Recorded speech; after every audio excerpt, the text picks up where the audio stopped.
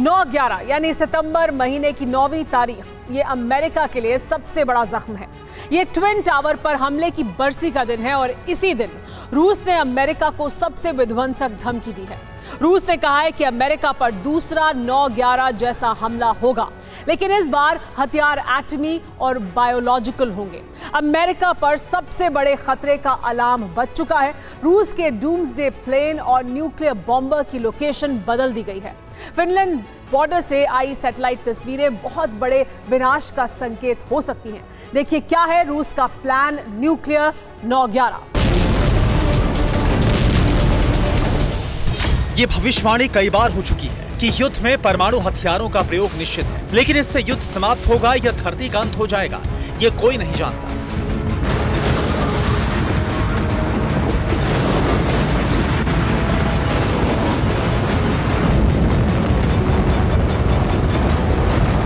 क्योंकि रूस ने अमेरिका को सबसे भीषण हमले की धमकी दे दी है।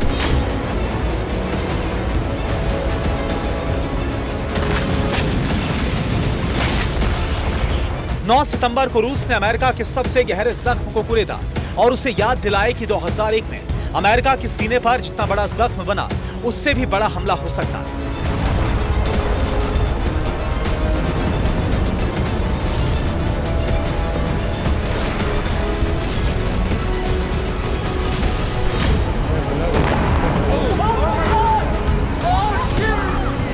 तो 2001 में अमेरिका पर सबसे बड़ा आतंकी हमला हुआ। इससे पूरी दुनिया सख्ते में थी। आतंकवाद से इतना बड़ा विध्वंस दुनिया ने पहली बार देखा।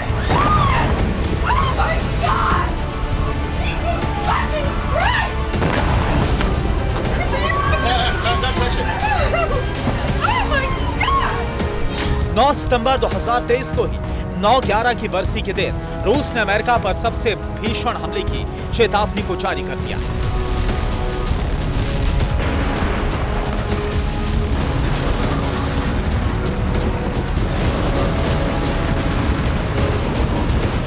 रूस की राष्ट्रीय सुरक्षा परिषद के डिप्टी चेयरमैन दिमित्री मेदवेदेव ने साफ कहा कि मैं कोई भविष्यवक्ता नहीं हूं, लेकिन एक दिन अमेरिका देखेगा कि आतंकी उस पर 9/11 जैसा हमला करेंगे। इस बार हमला परमाणु या जैविक हथियार से होगा।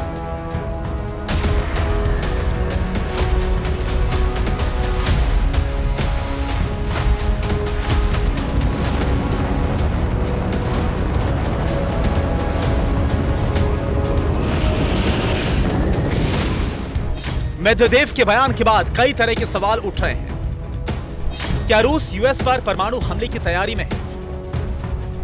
क्या रूस यूएस में डर्टी बम विस्फोट कर सकता है? क्या किसी प्रतिबंधित संगठन से हमला कराया जा सकता है? यह आशंकाएं खारिज नहीं की जा सकती, लेकिन फिलहाल रूस की न्यूक्लियर तैयारी देखकर लग रहा है कि वो अमेरिका और नेटो के खिलाफ परमाणु व्यूह रचना कर चुका है।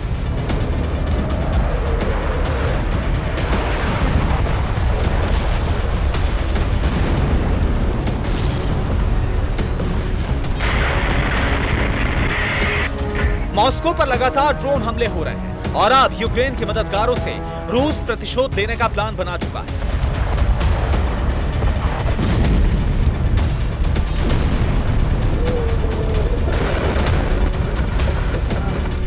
रूस ने अभी तक की सबसे बड़ी न्यूक्लियर घेराबंदी पूरी कर ली।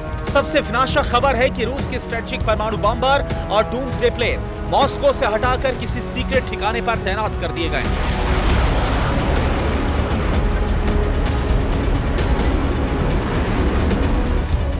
डूम्सडे प्लेन की जिम्मेदारी 8 स्पेशल पर्पस एविएशन डिवीजन के पास होती है।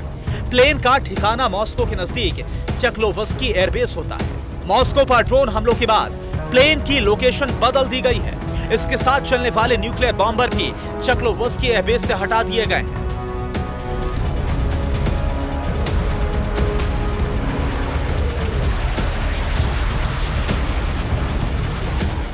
रूस के डूम्सडे प्लेन को साल में एक आध बार ही चक्लोवस्की एयरबेस से हटाया जाता है, लेकिन इस बार बेस खाली करने के पीछे कोई बड़ा प्लान होने की आशंका जताई जा रही है। डूम्सडे प्लेन और उसके साथ चलने वाले विमानों का मतलब है रूस का सबसे विनाशक परमाणु बेड़ा।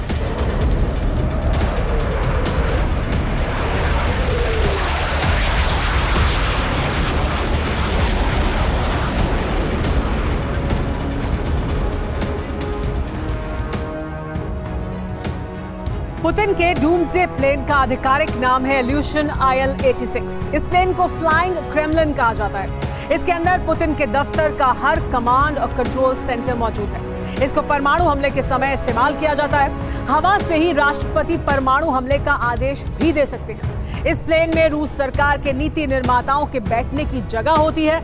परमाणु विस्फोट से होने वाले रेडिएशन का इस पर असर नहीं होता।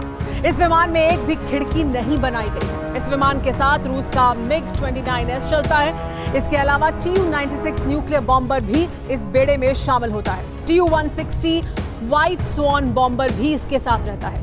बेड़े में चलने वाले सभी विमानों में न्यूक्लियर हथियार लगे होते हैं। बेड़े में चलने वाला Tu बॉम्बर बेजोड़ विमान है। इसकी स्पीड 2220 किलोमीटर प्रति घंटा है।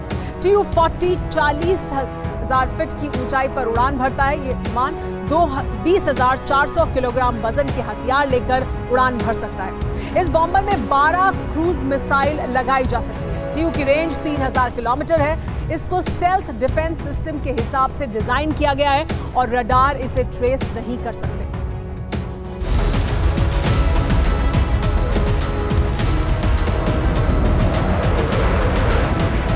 एक तरफ आसमान में परमाणु व्यूह रचना और दूसरी तरफ नाटो के खिलाफ भी रूस ने बड़ी परमाणु तैयारी कर ली।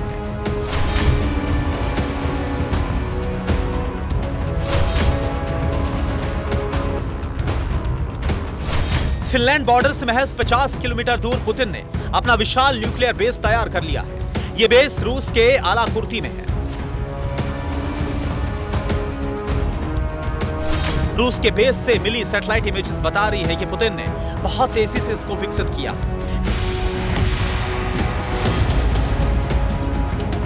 फिनलैंड बॉर्डर के पास 3 नई इमारतें बनाई गई हैं।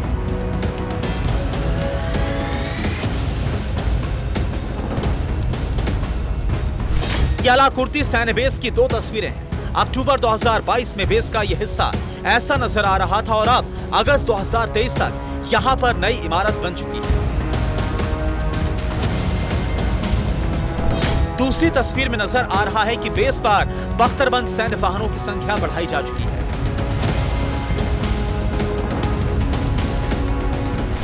इस तस्वीर में 4 बड़े हॉल नजर आ रहे हैं जो बख्तरबंद वाहन खड़े करने के लिए तैयार किए गए हैं। एक हॉल में करीब 50 सैन्य वाहन आराम से खड़े हो सकते हैं। इन सैटेलाइट तस्वीरों में रूस के नए टैंकों की तैनाती साफ तौर पर दिखाई दे रही है। ये तस्वीरें फिनलैंड मीडिया की तरफ से जारी की गई।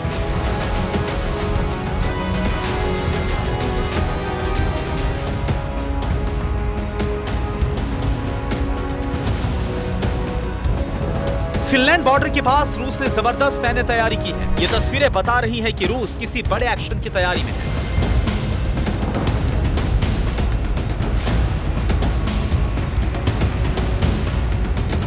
आलाकुर्ती बेस से रूस फिनलैंड पर हमला कर सकता है। यहां से बख्तरबंद वाहन, टैंक और आर्टिलरी फिनलैंड की सीमा में घुस सकते हैं और आलाकुर्ती बेस पर तैनात न्यूक्लियर मिसाइलें फिनलैंड पर बरसाई जा सकती हैं।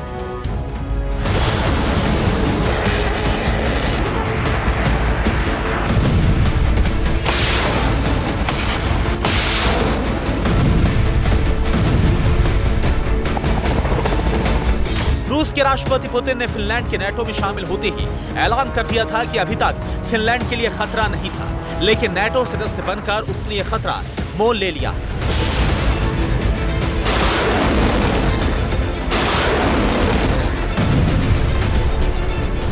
युद्ध के दौरान ही अमेरिका ने फिनलैंड को नाटो का सदस्य बनाया और रूस के खिलाफ हथियारों की तैनाती कर दी। आलाकुर्ती बेस पर रूस की हथियार तैनाती इसका जवाब माना जा रहा है, क्योंकि 1 साल के भीतर यूएस और नाटो ने भी रूस की सीमा के नजदीक फिनलैंड में बड़ी व्यूह रचना की है।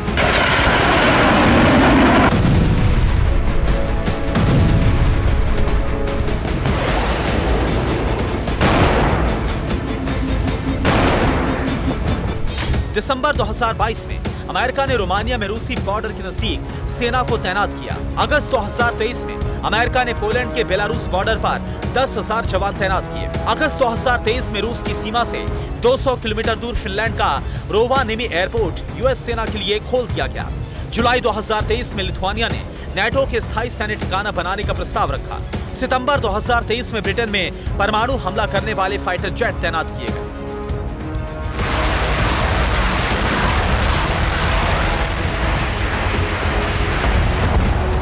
रूस के आसपास अमेरिका की सैन्य तैनाती का जवाब रूस ने तैयार कर लिया है। अब नाटो के सदस्य देश और अमेरिका पर सीधा परमाणु हमला कभी भी हो सकता है।